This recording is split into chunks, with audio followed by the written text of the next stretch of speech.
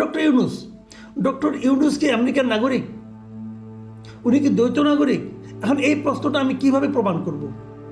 আমি কি doctor ইউনূসের passport দেখতে চাইতে পারবো যদি উনি না দেখান? আমি যতটুকু জানি উনি একটা লাল পাসপোর্ট নিয়েছেন, সেই লাল পাসপোর্টের নাম্বারও আমি পেয়েছি। কিন্তু যে কোনো নতুন পাসপোর্ট নিতে গেলে সেই পাসপোর্টে কিন্তু পুরনো পাসপোর্টের একটা ইতিহাস থাকে। আগের পাসপোর্ট নাম্বারটা কত ছিল? ডক্টর ইউনূসের লাল পাসপোর্টে কি সেই নাম্বারটা আছে? আগের নাম্বারটা সেটা কত নাম্বার? সেই পাসপোর্টটা উনি কতদিন আগে নিয়েছিলেন? উনি এত ঘন ঘন বিদেশে যাওয়া আসা করতেন আগে দেখছি আমরা, এখনও দেখছি। তো তার তো পাসপোর্টে ইমিগ্রেশনে সিল পড়তে পড়তে পেজ তো প্রতি বছর তো 2-3 টাকা তার পাসপোর্ট নবায়ন করার কথা। অথবা কি করেছেন?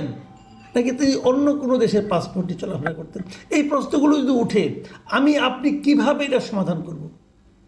আমি ডক্টর ইউনূসকে জিজ্ঞাসা করতে চাই, আপনি বলুন, যেহেতু আপনাকে নিয়ে একটা প্রশ্ন উঠেছে, আপনি এটা একটা সমাধান দিন আমাদেরকে। বলুন আপনার অবস্থানটা কি? আপনি কি বিদেশের নাগরিক নাকি নাগরিক না? আপনি কি একই সঙ্গে আরেকটা দেশের নাগরিক? হলে কোন দেশের নাগরিক? আমাদের বলতে আপনার অসুবিধাটা কি? লজ্জা পাচ্ছেন কেন? এখানে তো লজ্জা পাওয়ার কিছু নেই।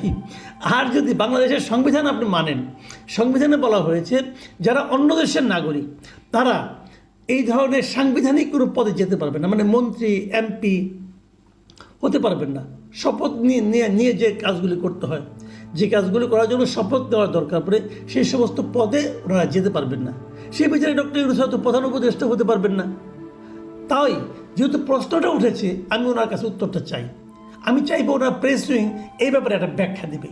তারপরে ব্যাখ্যা যদি ভুল হয় তখন এটা নিয়ে আবার আলোচনা হতেই পারে।